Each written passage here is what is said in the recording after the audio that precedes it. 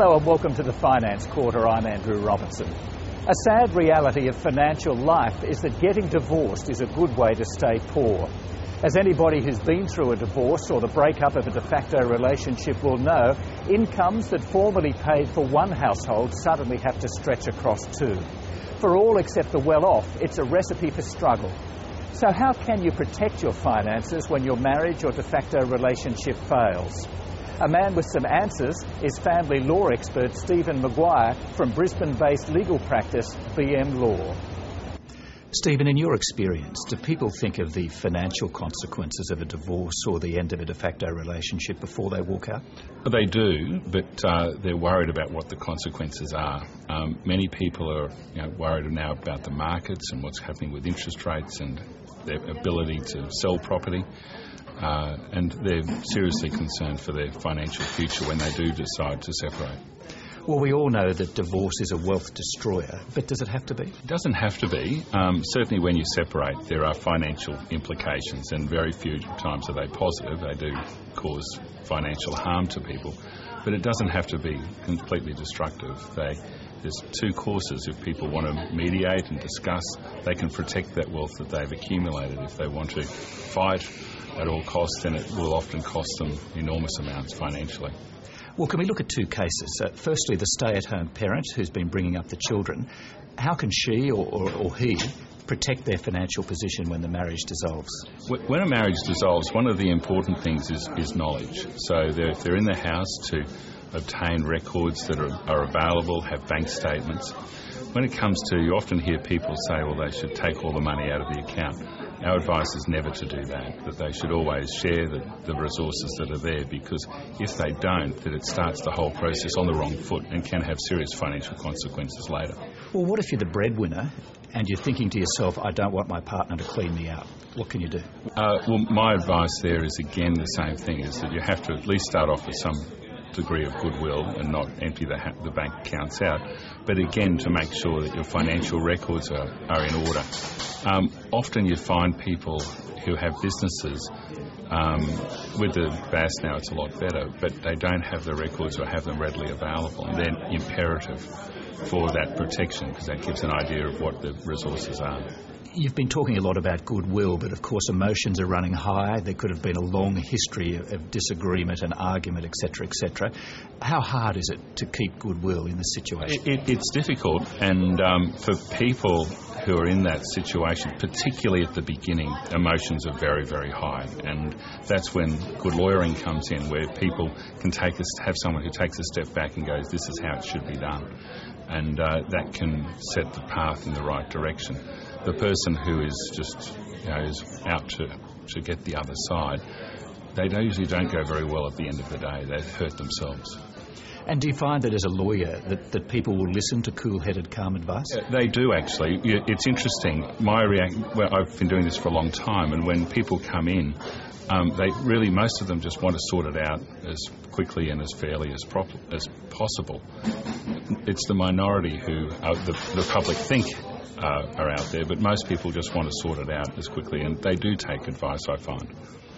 Now, superannuation's an interesting issue because it's now treated as an asset that can be divided, and there are some tax advantages there as well. How do you see super? It's amazing now what people can do. When I started in law, it was always the way that the husband ended up with the super policy, which he couldn't access for 20 years, and the wife ended up with a house. Now it's much more equitable and it can be divided. There are issues, though, that people need to be aware of, and some policies the wives can't access until the husband retires, which can be, particularly if there's an age disparity. And as well as super, there are tax issues around other assets as well. What are those issues? Tax is a huge issue in family law. In fact, what the wrongs of the many years of a marriage with the tax commissioner all come to a head when people separate. You often find that people who have not filed their tax returns, or people who have been dodging this or dodging that, they all come to a head. So there's huge tax issues. There's a lot of tax savings that can be done as well if people structure settlements in a proper way. Now, one of the biggest issues in a divorce is getting the non-custodial parent of children to pay their fair share of child maintenance. How do you do that? Well, the Child Support Agency is the first port of call for people. Then they've just amended the legislation dramatically over the last about 18 months ago now. And the formula that people have now is quite different. So it's actually more equitable in care of the children and taking more into account. A lot of those arguments over child support were really arguments over contact, or when children were going to be with the parent, were really over child support, because people were trying to reduce their child support down. The amendments have got around that problem. And finally, I guess if you can see the end of your marriage or your de facto relationship, you really need to be looking at your will. Absolutely. The will is imperative to be looked at that time, because then you've got to look at who's your beneficiary, or who the executors will be, who will be the guardians of the children, and what's to happen to your estate. So the will is always looked at. You should always review that at that time. But the message I heard from you at the start of the interview is avoid the family court at all costs if you can. It's not avoid the family court at all costs. The family court and the Federal Magistrates Court has its role, and it's a very good role. If the people are not doing the right thing, then you need the court. You need that judicial power to stop it. But there are very limited options available to a court, which other people who are just negotiating have much more broader options available to them for tax and the way they structure it, which the court just can't do. They just do not have that ability. Stephen Maguire, a lot to think about there. Thank you very much for your time. Thank you. Now, the finances of divorce are even more complicated if there's a business involved. And Stephen Maguire will be back in the next edition of the Finance Quarter with some tips on how to navigate that minefield.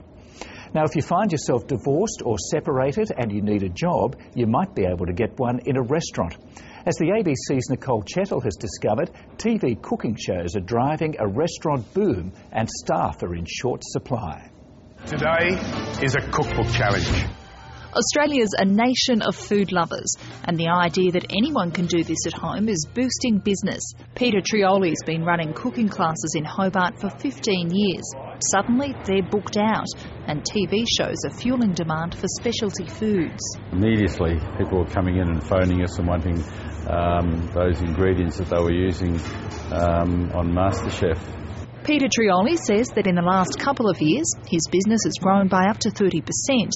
Industry analysts are tipping 60% growth for the gourmet food industry in the next 5 years, and restaurants and cafes should do well too. We're expecting him to grow by around 22% over the next 5 years, driven by 4% growth this year.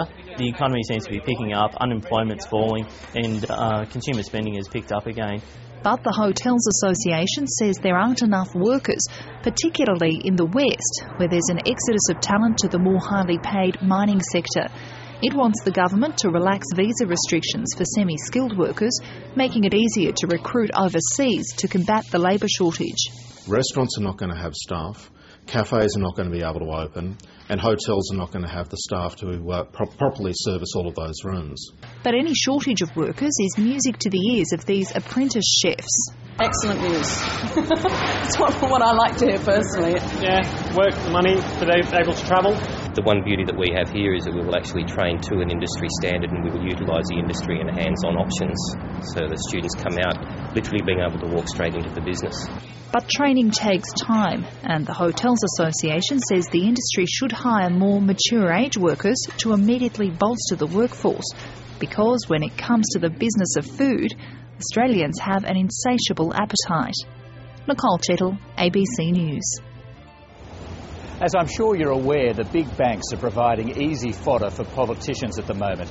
Record profits and interest rate rises higher than the Reserve Bank have both the government and the opposition talking of forcing more competition onto the banks.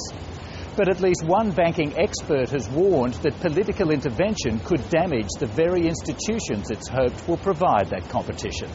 Certainly anything that makes it harder to make mortgage loans is going to affect these organisations because they have a larger proportion of their loans as mortgage loans. So when you think about regulating or adding regulation, you need to think about all the costs of that, and certainly there's potential for negative impacts on the regionals and the building societies and credit unions and others.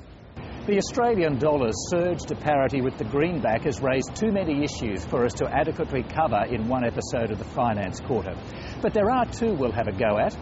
Increasingly, we're hearing the term carry trade, and we're also hearing many people wonder aloud if now is a good time to buy US dollars as an investment. Well, a man who can help us on both those fronts is the Commonwealth Bank's Chief Currency Strategist, Richard Grace. In its simplest form, a carry trade is borrowing in one country's currency where interest rates are very low and investing in another country's currency where interest rates are much higher. An example is borrowing in Japan where the official interest rate is 0.1 of 1% and investing in Australia where the official interest rate is 4.75%. But a carry trade can take many forms. Apart from simply borrowing cash in one country's currency, investing cash in another country's currency, it could take the form of borrowing cash in one country's currency and investing in property or shares in another country's currency. So the definition of carry trade is quite broad. But participants should be aware that even though they may pick up a significant interest rate saving or gain an interest rate advantage by investing in another country's currency, it does carry significant risks. For example, the 4.65% interest rate saving that a participant may pick up by borrowing in Japan and investing in Australia could be quickly eroded if the currency moves more than 4.65% against them over the duration of the time in which they're holding the carry trade. Is now a good time to buy US dollars? Well, it would appear so given the Australian dollar's up at parity for the US, the first time since 1983. But a few factors to keep in mind is what one wants to do with those US dollars and how long one wants to keep it. Money sitting in a US dollar account earns very little interest rates at the moment because US interest rates are very low. At some point in time, US interest rates will rise, but that will probably put some downward pressure on the Australian dollar. And from that perspective, it may be a good time to switch your US dollars back into Australian dollars. But participants really need to keep in mind their objective if they are going to buy some US dollars at the moment. Do they want to invest in US shares? Do they want to invest in US property? Or do they simply want to hold it in US cash? All these are considerations that need to be undertaken when choosing to buy US dollars.